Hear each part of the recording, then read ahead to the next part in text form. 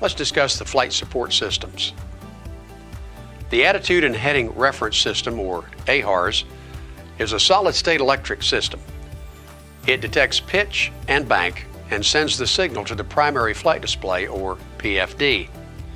The unit also contains a magnetometer capable of sensing magnetic direction and variation, sending the corrected information to the heading indicator in the PFD. The Air Data Computer is another solid-state system that computes current flight information. The system digitally measures the difference between total and static pressure and sends that information to the airspeed indicator. The system also monitors static pressure for the altimeter.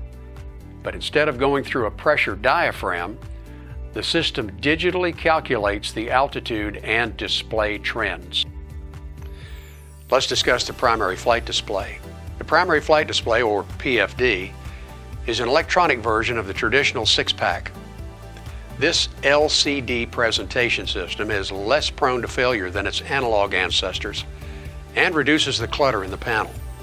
Many of the PFDs also display what is called synthetic vision.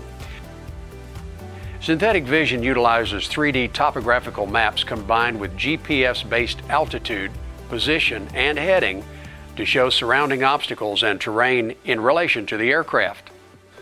The Multifunction Display, or MFD, is a multi-use display. The MFD can display several types of information such as engine and propeller instruments, navigation routes over moving maps, as well as real-time 3D terrain and obstacle information. Many PFDs and MFDs have interchangeable function controls, which allow the screens to be swapped in case of a malfunction or a failure. The Advanced Technology Systems include Automatic Dependent Surveillance Broadcast System, or ADS-B. That's a part of the FAA's Next Generation Airspace Solution. ADS-B shifts air traffic control radar from a ground-based to a satellite-based system. The ADS-B transponder transmits a WAAS-enhanced GPS signal to a satellite, which then relays the signal to a ground station and onto other aircraft equipped with ADS-B-in.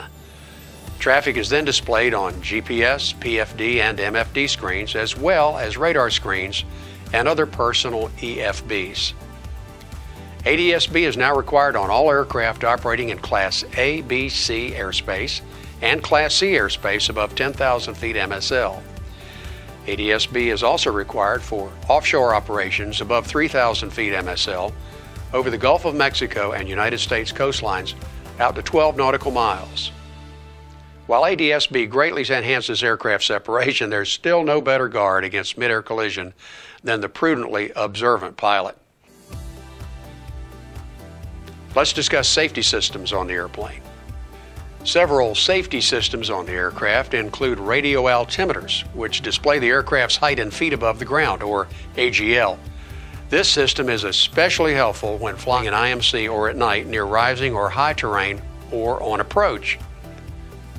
Most radio altimeters indicate height above the ground from 2,500 feet down to 0. A small radar unit on the belly of the aircraft sends signals down to the earth.